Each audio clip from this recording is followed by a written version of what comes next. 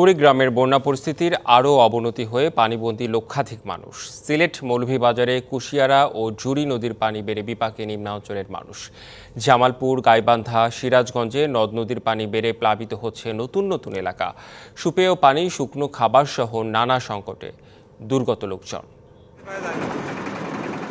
বৃষ্টি আর উজানের ঢলে কুড়িগ্রামে ব্রহ্মপুত্রের পানি ক্রমেই বাড়ছে। তবে ধরলা ও দুধকুমারের পানি কমেছে সামান্য। ঘরের মধ্যে তো আর ঢোকা যায় না, পানি কাগজ দিয়া সই টানা নিয়ে থাকতেছি লোক। স্কুলে আমাদের পরীক্ষা চলতেছে, তাও বুঝাইতে পারতেছি না। উলিপুর, চিলমারি, রৌমারী, কুড়িগ্রাম সদর উপজেলায় ব্রহ্মপুত্র পাড়ের চরাঞ্চলের অনেক বাড়ি বন্যার পানিতে তলিয়ে প্লাবিত হচ্ছে নতুন নতুন এলাকা। পানিবন্দী লক্ষাধিক মানুষ। তাদেরকে আমরা চাল ডাল যতটুকুই সরবরাহ করতে পেরেছি, আরও অনেক চাল ডাল শুকনো খাবারের প্রয়োজন আছে। শেরপুরের সব নদ নদীর পানি বিপদসীমার নিচে থাকলেও বাড়ছে পুরাতন ব্রহ্মপুত্র নদের পানি। ভোগান্তিতে ৪০টি গ্রামের অন্তত ২০,০০০ মানুষ। পানি উঠে বন্ধ বেশ কয়েকটি শিক্ষা প্রতিষ্ঠান। নগদের কাছে সব গ্রাহকই প্রিয়, তাই তো সারা দেশে ক্যাশ আউট চার্জ সবচেয়ে কম। জামালপুরের যমুনা, ব্রহ্মপুত্র সহ অন্যান্য নদ নদীর পানি বৃদ্ধি অব্যাহত। প্লাবিত হয়েছে দেওয়ানগঞ্জ, ইসলামপুর ও মাদারগঞ্জ উপজেলার ১৮টি ইউনিয়ন।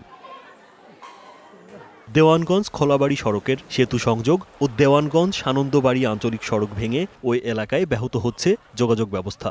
বন্ধ ঘোষণা করা হয়েছে ২৬টি শিক্ষা প্রতিষ্ঠান।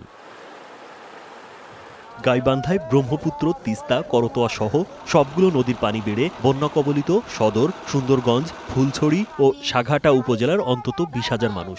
প্রচুর পানি বাড়তেছে, এখনো পানি যে কমবে এমন কোনো লক্ষণ আমরা এখনো বুঝতে পারতেছি। তা আমাদের গরু বাছুর নেওয়া অসুবিধা, যে অন্য জায়গায় পার হয়ে যাচ্ছে। সিরাজগঞ্জের দুটি পয়েন্টে বিপদসীমার ওপর দিয়ে বইছে যমুনা নদীর পানি। বন্যা কবলিত হয়েছে কাজীপুর, সদর, বেলকুচি, চৌহালি ও শাহজাদপুর উপজেলার বেশ কয়েকটি ইউনিয়নের নিচু এলাকা ও চরাঞ্চল। আমরা এইবার থাকতে না পাইরা অন্য জায়গায় যা আশ্রয় নিতেছি। থাকা খুব জুলুম, আমাদের রান্দাবাড়ি সবকিছু বন্ধ। টাঙ্গাইলে যমুনা নদীর পানি ও ঝিনাই নদীর পানি বেড়ে বিপদসীমার ওপর দিয়ে প্রবাহিত হচ্ছে। এদিকে সিলেটে সুরমা ও কুশিয়ারা নদীর পানি ৬টি পয়েন্টে বিপদসীমার ওপর দিয়ে বইছে। এখনও জলমগ্ন ফেঞ্চুগঞ্জ, বালাগঞ্জ, ওসমানীনগর, বিশ্বনাথ, দক্ষিণ সুরমার নিচু এলাকার বিস্তীর্ণ জনপদ।